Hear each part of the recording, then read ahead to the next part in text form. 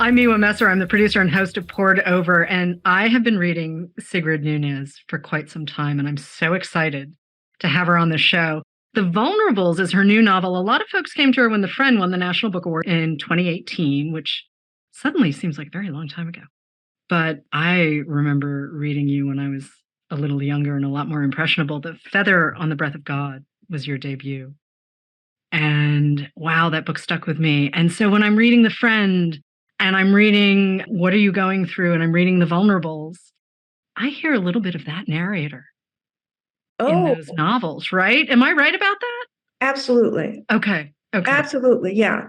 In fact, when I finished The Friend, it was all done. And I thought, you know what? I thought, this is the same narrator as my first book, A Feather on the Breath of God, older. That's exactly what happened. And then the next two books, because they're very much connected to because that is also the same narrator. So they are too. But it is interesting that I did not realize that while I was working on it, or it just never occurred to me. It was a long time ago, and all these other books have, been in between, but you're absolutely right. Wow. Okay. Sometimes, obviously readers bring their own experience to the work. And I did have a moment of, am I stretching? Am I pushing something here? But I'm actually really glad to hear that, because when I read Feather, and for listeners who haven't read Feather yet, please go read it. But it opens with the story of your dad, who is Panamanian Chinese. You were raised in New York. And your mother was German. They met when your dad served overseas in the military during World War II. Mm-hmm. And she gets the next section. And then there's the narrator and dance. I don't want to spoil anything. I realize the book's been out for a minute, but just go and find this. And then there's sort of, a wild love affair with a Russian immigrant. And those are the four pieces of Feather.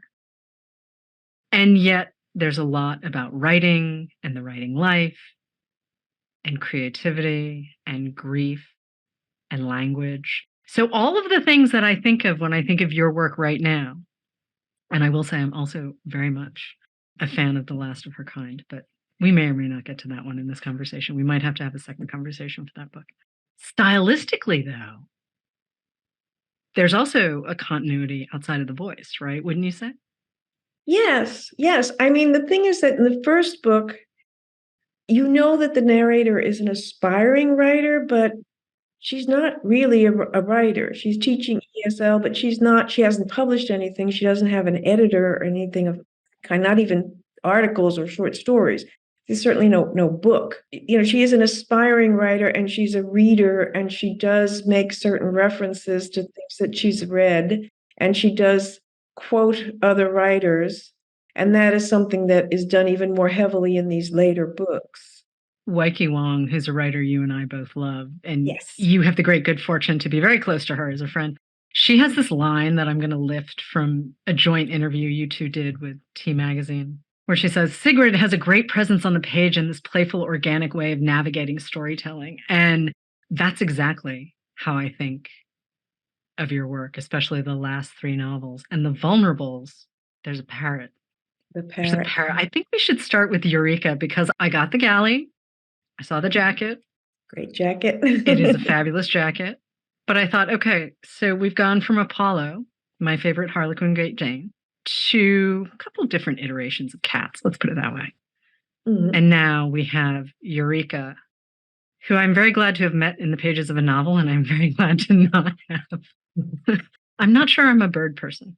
I know I'm a dog person. I'm not sure I'm a bird person. But can we talk about Eureka? Because I think there is a connection to Virginia Woolf, you suggest in this book. Oh, that was a very unusual thing that happened. Okay. Years and years ago, a former student of mine, I had been teaching at Smith, and this was after she had graduated, and we were still in touch, and she gave me as a gift this children's book called The Widow and the Parrot by Virginia Woolf. And that had been something that Woolf had written for her nephew's newspaper. And I don't know when it became a book, long after her death, certainly. I completely forgot about it. And I was near the end of the book, and I'm looking at my bookshelves. And you know how thin a book like that is. There's all this wolf there on the same shelf. And then there's that, well, what's that? I thought, what's that thin thing? And I pulled it out and I thought, oh my God, I completely forgot about this. And so it just so happens that I gave that memory lapse to my narrator right at the point. Towards the end, I have the narrator say, I forgot that Virginia Woolf wrote a book about a parrot. So it's just one of those kind of wonderful coincidences. You know, there are a couple of them towards the end. The fact that then Annie Ernaux writes a book called The Years, you know, which is the thing that I started my book with, and I started The Vulnerables with that because we were living in pandemic lockdown, and it was an uncertain spring, to say the least. And we kept hearing all the time, nothing is certain but uncertainty in these times. I mean, we were living with that. And it just came into my head. I didn't remember anything else about The Years, but I remember, didn't it start with, it was an uncertain spring? And I thought, well, a lot of it is just a strange kind of luck. Things just started coming together. I mean, there was also the fact that I had talked about the Collection Blanc, French Gallimard, and then it turns out that she is in that collection. So lots of things of that sort. Anyway. When did you sit down to start The Vulnerables? I mean, you've done 18 was the Friend publication. 2020 was What Are You Going Through? And here we are in 23. So you're writing these books at a pretty quick clip. Yeah, I guess there's like 2 years in between. Yeah. Well, what happened was, right, and What Are You Going Through came out in September, the fall after The Unusual Spring. So what happened was, okay, because it takes time, right? So I had handed that book in more than a year before, let's say, or a year before, the fall before. I wasn't working on a book. I had been writing some review essays, and I believe I worked on a story, but I wasn't ready to start. I didn't have an idea that I wanted, for a new novel. And then the pandemic hit, and like everyone else, I was stunned and not really able to work. Didn't really particularly want to work. But I had this review essay. I was writing about Garth Greenwell, whose work I really like, and it was, it was a long essay, a long review. So I was working on that, but then I stopped because everything has stopped. And I did manage to get back to that. So that's what I was working on, and I'd finished it. And then I was teaching at BU. Oh, okay. Time. Yeah, between 2011 and 2021, I was teaching there every fall semester. And being on the faculty, I was part of the annual spring faculty reading. This time it was on Zoom. Uh-huh. And there are so many people reading that they say, don't read for more than 8 minutes. And I thought, okay, I want to write something new for this. Now, to back up a little bit, in 20, whatever it was, when we had the BU annual reading, I did the same thing. I started something new, and what that turned out to be eventually was The Friend.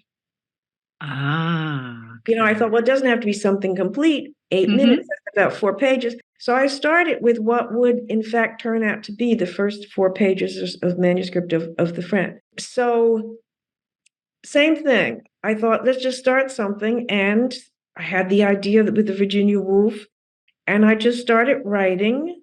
And then again, I stopped, because of the situation that we're all in. And I'm not sure exactly how much later it was, but eventually then I thought, no, you've made this beginning. Let's just see where we can go with this. And that did turn out to be the beginning of The Vulnerables. Now, what's going to happen to me now that I'm not teaching at BU anymore? I'll never be able to write another book if we don't have to. I'm not entirely sure. I mean, I'm laughing as I was doing the prep for this show. The New York Times headline after you won the National Book Award was kind of like overnight success after 8 books and a 20 plus year career. I think Sigrid will be okay. I think she's okay. I mean, I certainly love reading you. The intimacy of the new book, though, does match The Friend and What Are You Going Through? And I love that. I dip right back into your world. Yes, it's been a couple of years. I dip right back in, and I'm thinking, well, is this the same woman? I always do it. Sorry. It's just a force of habit. But we meet her sort of gaggle of girlfriends. They all have names that derive from flowers. And there she's doing that thing. And can I assume that she's a version of you? I know in the past you've talked about whether or not your work is autobiographical, but I feel like you like keeping that line very blurry. Well, definitely, because it's not autofiction, which is its own Right. kind of genre, okay? But it is, there's much autobiography in my work. And Mm-hmm. in these particular books, it's very clear, at least to me, what it is that I have this narrator. I create a narrator who has a lot in common with me. She's around my age. Mm-hmm. It's a woman. She's a writer. She teaches writing. She lives in New York. She loves animals. Okay, so the way I would describe it is that when the narrator is reflecting on something or having opinions about something or just kind of what I call literary thinking, right? That is me. Those are my observations, those are my reflections, those are my questions about the world and life. But then there is this other part, which is the storytelling where things happen, and that's all invented. I didn't have the mentor, I didn't have the Great Dane, if only, right? However, when in that book where the narrator starts wondering why she feels the way she does, and then remembers how her last cat died Mm-hmm. and how she felt about that, that was not invented.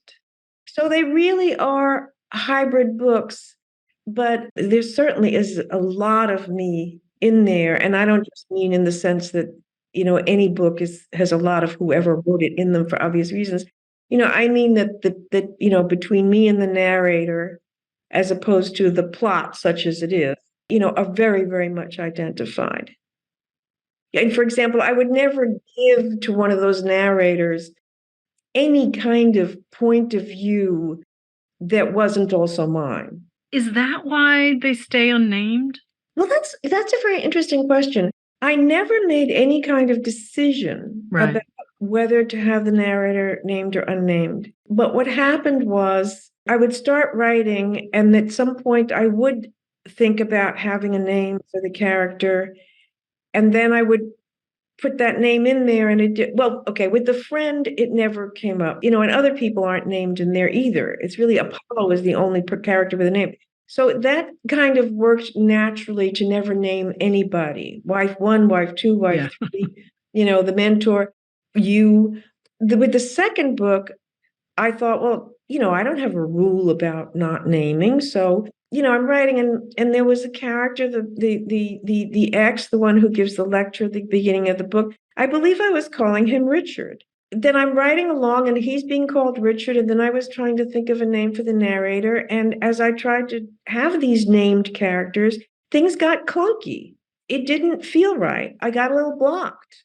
And so I got rid of the names and then went on. And what's so interesting is that I then read an interview somewhere with Anna Burns, who wrote Milkman, Yep. right?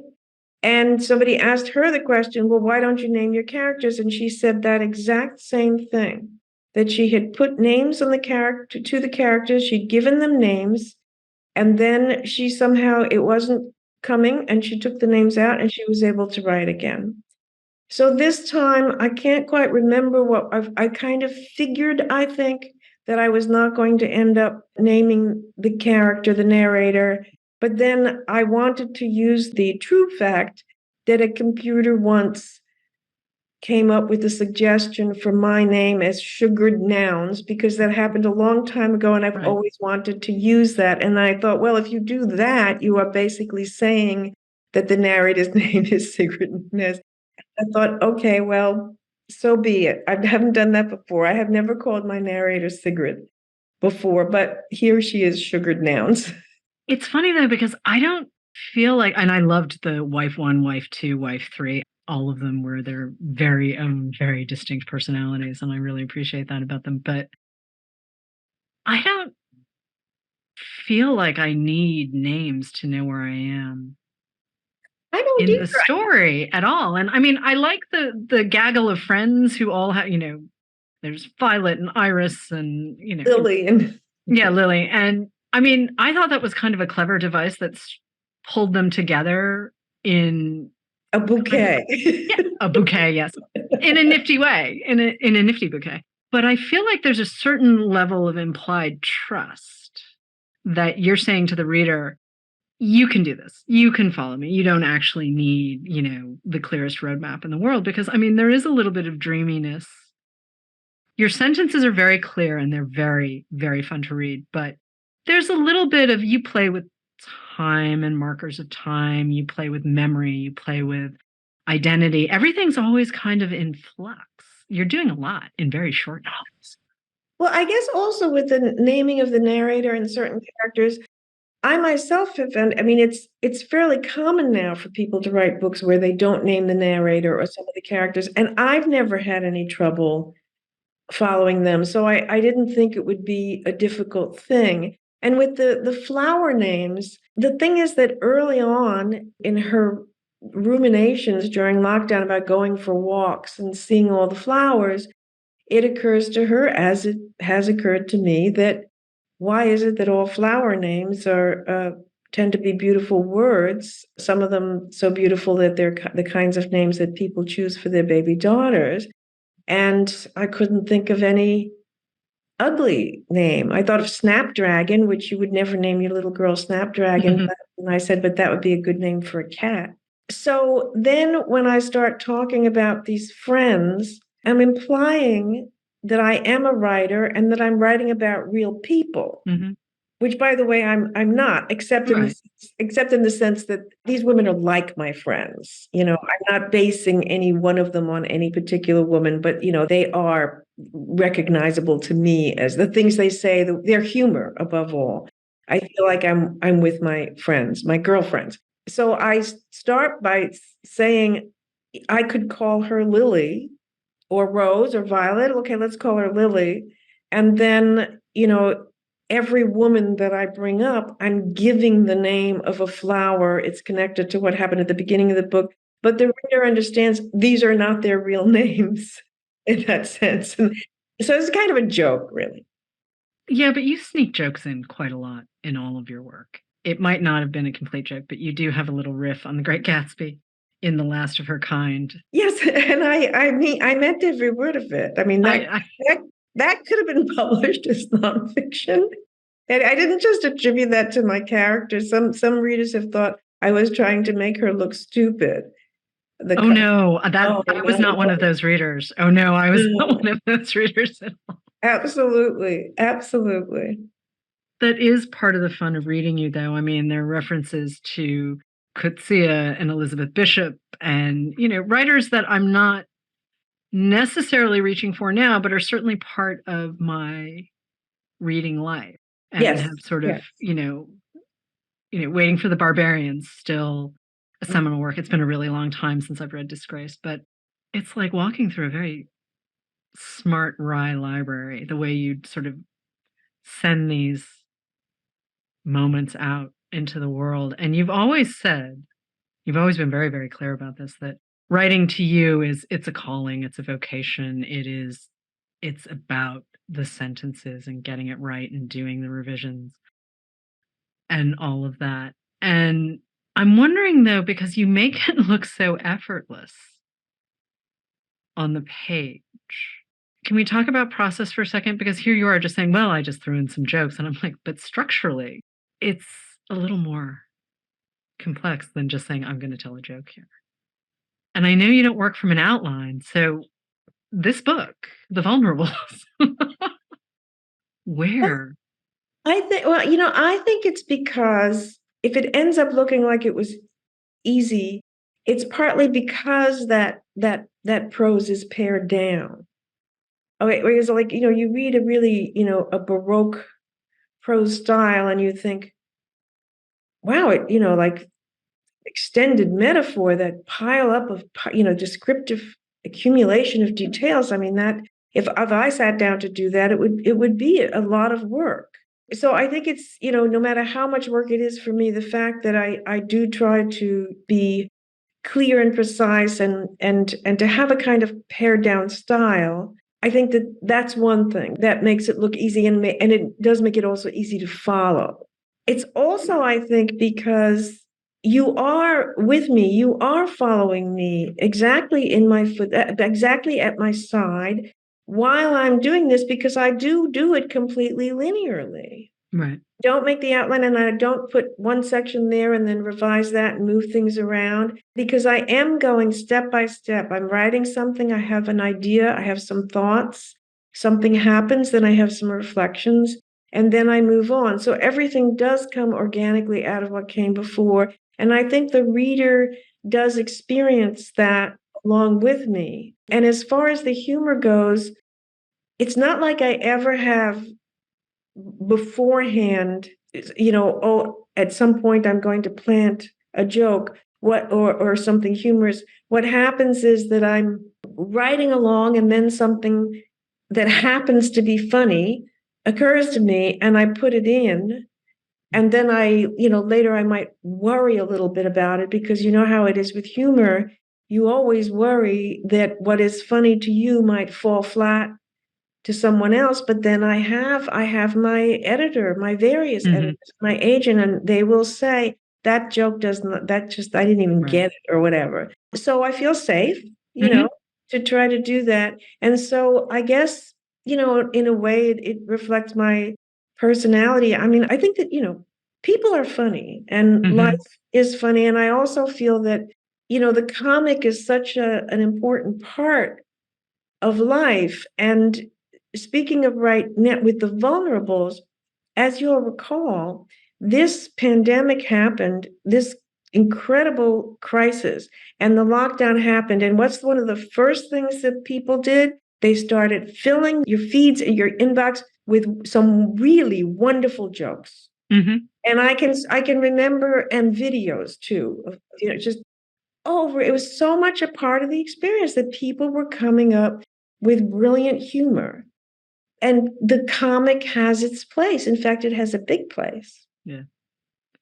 And it has a really big place in the vulnerables too, because our narrator doesn't quite know how disconnected she is in some ways, and you throw in a college student.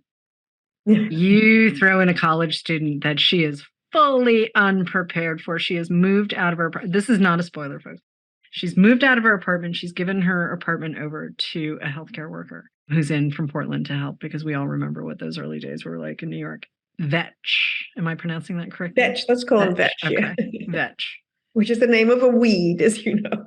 Yes. We have some fun. And she is not prepared for Vetch, or his veganism, or his view of the world and everything else. And then we have Eureka the parrot. And I'm just going to laugh for a second, because really, we have a college student, we have our narrator, and we have a parrot in a very small space. It's not that small, because because it is somebody's large, it's a 3-bedroom apartment. Yeah. Okay. Really not bad, but still, I mean, it's lockdown. So everything is going to feel kind of small. Well, I mean, it's certainly not having a Harlequin Great Dane in a studio apartment. No. But but still, it's exactly. 3 bedrooms doesn't feel quite as big as it might under normal circumstances, right? And one of the bedrooms has been set up for the bird. For the bird. So really, it's the kind of thing that crazy people do, that crazy people with a lot of money do. Oh, I bought into it immediately. He has his own room, absolutely. It's large cage in the room with the drawings of jungle on the walls. Yeah. I bought into it immediately. Well, we've all seen things like that. Right. Yeah. But this is also one of your recent books, and one of the things we're talking about is how people respond to loss, how they respond to stress, how they respond to suffering, right? I mean, it was not a great moment for us collectively as humans as we tried to figure out what was going on and what was going to happen next. And here you are with just enough humor and the right mix of characters and the right mix of story. And I trust you. I trust your narrative voice. I'm like, okay, let's see where this goes. I mean, part of my lizard brain still remembers how unpleasant it was. And part of me is just like, okay, I'm going to let Sigrid tell me where this story is going. So as you're sitting down to figure out where this is going, because again, you don't really often know, how much were you able to surprise yourself as you're creating this world and these people? Because again, you know this narrator's voice. You know her from earlier books. Certainly, you've explained sort of the Sigrid / narrator separation, let's call it. This is all not totally familiar terrain, but it's not completely unfamiliar either. Well, I think what surprised me a little bit was in both of the previous books, and in fact in my first book to some extent, there is a very large focus on other people. In other words, like, and that's also true of my book For Rowena, which is about a woman who served as a nurse during the Vietnam War in Vietnam. I realize that's something that really appeals to me, to sort of write about the lives of other people as I see them and as a writer sees them. That's really dominant in What Are You Going Through, where she keeps running into people who tell her things. She even runs into a cat who tells her his whole life story. But here, because of the limited number of people that she's encountering, and because of the situation, I had to go deeper into her character and her issues, her problems, and she does unexpectedly get that. Well, she gets depressed. I mean, but that's what happened to people. I mean, this is a book that I feel connects me to everyone who went through this pandemic. She gets depressed. She feels lost. She has writer's block. All these things that I actually didn't want to write about. I didn't want to write about writer's block. Who wants to write about writer's block?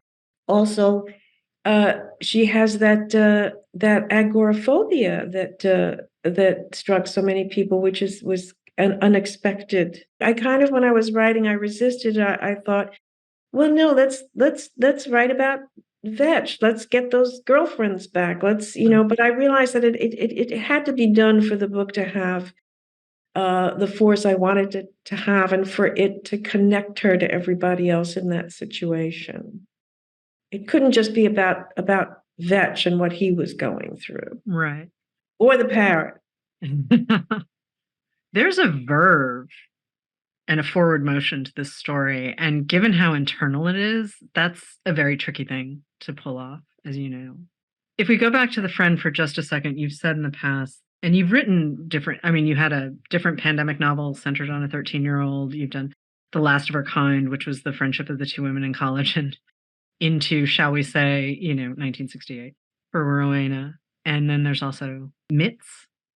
Oh, Mitts. Yeah. Mitts, the Marmoset of Bloomsbury. Okay. Which is a book about an animal, about more than one animal, but which started out its life as a children's book. Oh, I was wondering about that. Okay. Yeah. So you've done, I just want to be clear for folks who may not know your back catalog entirely. Yes, I started with Feather on the Breath of God, and certainly, The Friend and What Are You Going Through, and The Vulnerable sort of sit on a continuum.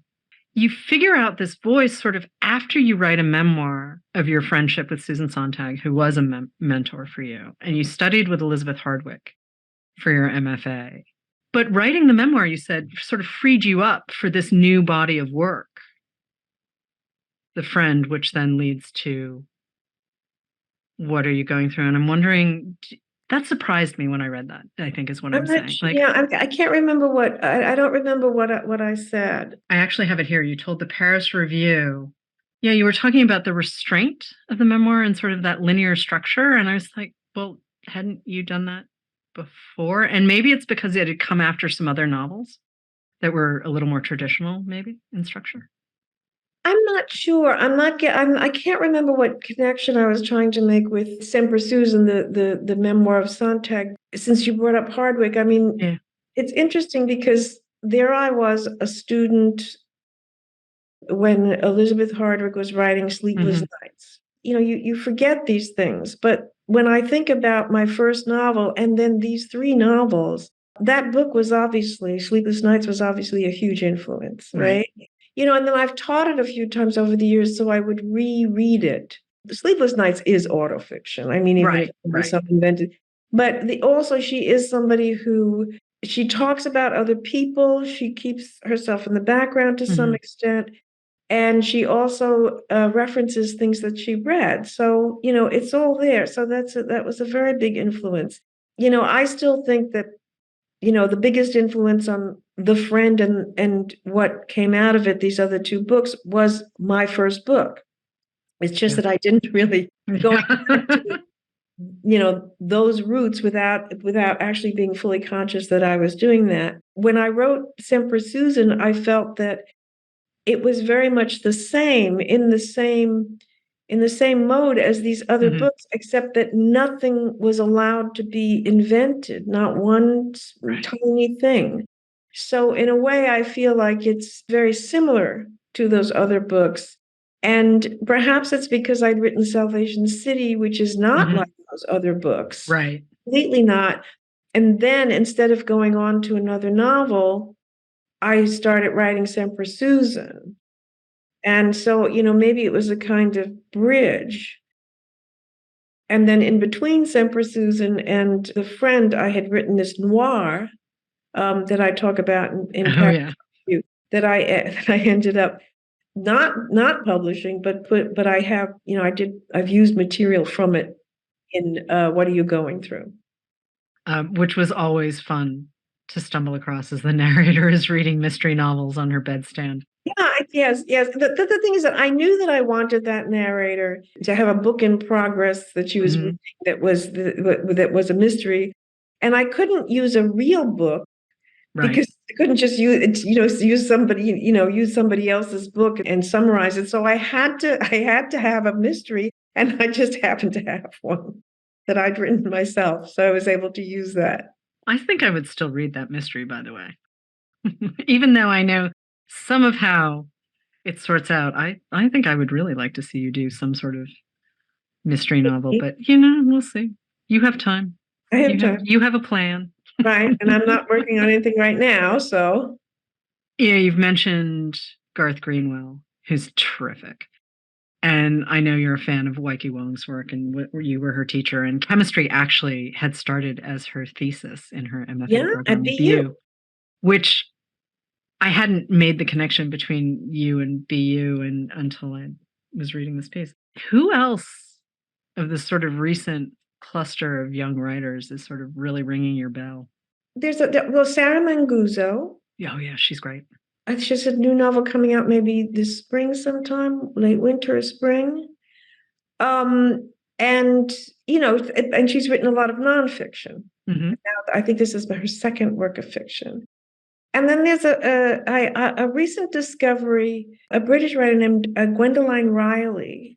The New York Review of Books sent me these two paperbacks. One is called My Phantoms, and the other one is called First Love.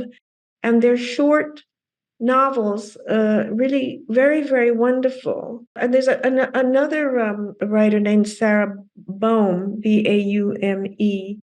Baume, whose most recent book is called Seven Steeples, which is a very unusual book. And I really very much like that. And I've long been a fan of Jenny Erpenbeck, who's still quite young, I believe. So those are just some names. It's hard to keep up. I mean, there's a lot of work out there. Now, recently, I've actually been reading novel. This is not a young person. She's 80 years old. So the Russian writer Ludmila Ulitskaya. I first heard of her work from a profile that Masha Gessen wrote in the New Yorker. Okay. And I think she's written very, very, very, very many books. I think there are about 8 available in English translation. And these are books about pre-Soviet, Soviet, and post-Soviet life. Very, very dense books. Very good books. I have both of the Rileys that you mentioned. I have not gotten to them yet, but one of the things about working in books, regardless of which side of books you're on, things tend to gather sometimes a little more quickly than we were planning. And they pile up. I am looking forward to getting to the Rileys, but we need to get through the rest of this season of the show, and then I can do Lots of things like that. And you were on staff at the New York Review of Books, right? I know I read the Garth Green one Yes. in the New York Review. I was on staff there in my youth. I graduated from Barnard. It was 1972, and I was working elsewhere. I think I would work briefly at Putnam and maybe some publishing house as an editorial assistant. And then I stopped by Elizabeth Hardwick's office, and I told her I wasn't happy where I was working. And she said, well, maybe Bob Silver's at the New York Review. He's always looking for editorial assistants because there's such a great turnover there. So I worked there right out of school. Well, I'd have been working elsewhere. So a few months, because then I went back to school to get my MFA at Columbia. And then once I left Columbia, maybe I was a year out or so, I went back and worked there for about another year. It was a strictly clerical job. Right. But as I point out sometimes, the office that Robert Silvers worked in was a large room. Both of his assistants were right there in the same room. He wasn't even in a private office, and we didn't have a private office. So everything that he did, talking to all these, extraordinary writers, either them coming by to work with him right there by his desk or him talking on the phone or, whatever, it was all right there. And in addition to that, we got all the mail. We were supposed to open it. We were supposed to read it. So, it was a kind of extraordinary education in the contemporary literary scene. It was a good place to have spent some time. And we didn't enjoy it. We did not enjoy it. It was a difficult job, and it was a lowly job and all that. But, but I did end up feeling grateful for it, indeed. I know I mentioned this earlier in the show, but part of the fun of reading you, though, is when you slide in these lines from writers and, sort of knowing that you had come out of the New York Review, even though it was quite some time ago. It's a treat to see you connect all of these dots to whatever you're doing in the present moment. But also, you've always been very clear that writing was the thing for you. And in fact, you've said things like, well, if you quit dance, but you can't really quit writing because you just can't quit writing. And so you've been teaching for quite some time as well, but really it has always been about the words and the work and the books and the essays and the reviews. It has. Yes. It's such a wide body of work. I can see sort of the through lines of your interests, and I can see the big ideas that are sort of driving all of the work. But is there something you haven't done yet that you really do? I mean, Salvation City, you've got the first, I think that's the first time you have a child narrator, correct? He's not the narrator. He's the protagonist, but yes, a young and male, the only male. Right, okay. I can't remember exactly how old he is in that. What is he, 10 or something? He's a little bit older. Yeah, that is the only time I had a young person. Yeah. So, I mean, is there an idea like that cooking somewhere in a notebook? Not exactly, but I do think now time has passed and I'm older, and I do have these regrets, which I didn't have when I was much younger, about all kinds of writing that I'm not going to have time to do. Like I did, I did want to write that noir.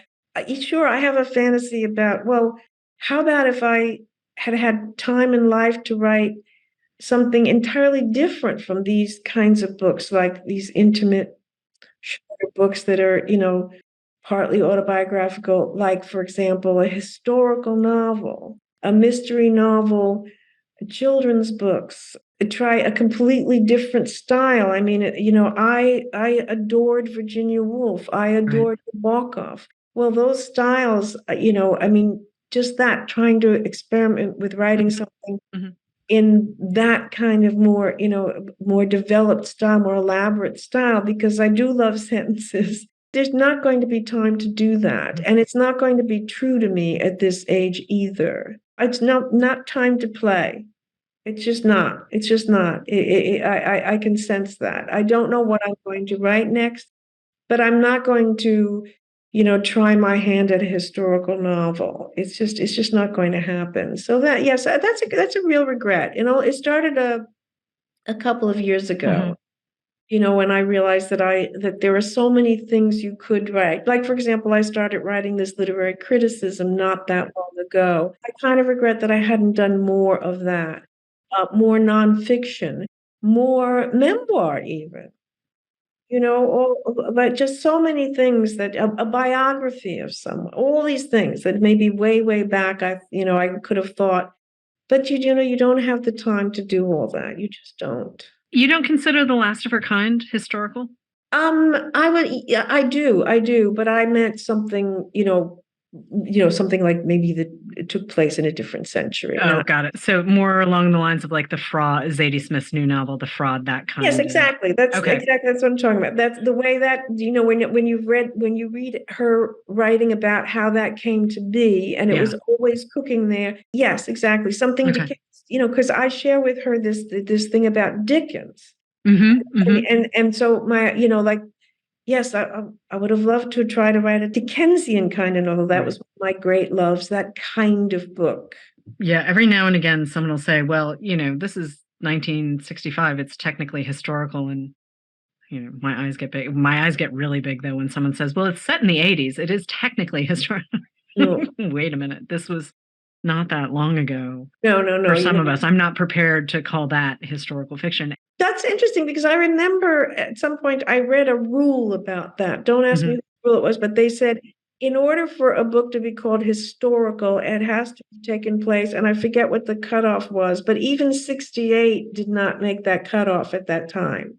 It's a novel set in the past, but it's not what we call historical novel. Right. No, I've heard anywhere from 30 years, which is technically a generation, to 50. We're just 50 creeping up. Feels more right to me. Yeah, 50 does, but it's creeping up in ways where I'm kind of like, hey, wait a minute. I'm on the cusp of people who grew up with technology and not technology. Like my brother and I used to fight over who got the phone, that kind of thing, because my parents were like, there's one phone, it's in the kitchen, you can share it. So it's a totally, totally different way of looking at the world. Do you think you're coming back to our narrator? Do you think we're getting another book at some point? I realize you just said, well, I don't know what I'm doing next, but something tells me that you really like dipping back into that particular voice. I do, but there's a problem now. And the problem is, and I didn't plan this, but what I discovered was that these three books, The Friend, What Are You Going Through, and now The Vulnerables, do make a kind of loose trilogy. They do. They very much do. Yes. And that was totally not planned and all. And it's interesting because when What Are You Going Through came out, there couldn't be any in-person events, but I did several online events. And one of the people I had a conversation with was Curtis Sittenfeld. And she had read The Friend. She had read What Are You Going Through? And she said, well, it does seem like these two books are in conversation with each other. And then she said, could you imagine writing a third? I had not yet started writing The Vulnerables, but I didn't think of it that way. But pretty soon I realized that is the way it was. Like those two books were crying out for a concluding volume. And now I've done it. I can't imagine, there can't be a fourth. There's something else has to happen. And I'm not sure what that would be. So if the new thing I worked on, if it was a new book, if it had, I imagine it would have the same sensibility, the same voice, the same tone, and the same concerns. But I need something else. I do not want to just, go on as if you would turn the page of The Vulnerables and it went on. I feel like there's a lot churning in the back of your brain, even though you and I are meeting over the screen. I think there's quite a lot happening story-wise. I hope there's something there. Before I let you go, I don't want people to think that we're talking about your debut, A Feather on the Breath of God, as this start of this 4-book series. That's not the conversation you and I are having. But to see the evolution of your voice across these books and to hear you say, well, it really wasn't the plan. It's kind of great. It just reminds me why we do this thing, right? Yeah. Why you write, why you tell these stories, why you mentor these young people and teach writing the way you do, that we have a chance to watch things change on the page. And I think that's kind of great. I so appreciate your work. I just really needed to tell you that. Thank you so much. I so appreciate these novels. So Sigrid Nunez, thank you so much for joining us on Poured Over. The Vulnerables is out now. Certainly The Friend is available, and What Are You Going Through, and even A Feather on the Breath of God, and certainly the Marmot novel. But start with those 4. Thanks so much, Sigrid. Thank you so much. Thank you for listening. Poured Over is a Barnes & Noble production. To help other readers find us, please rate and review the show wherever you listen to podcasts.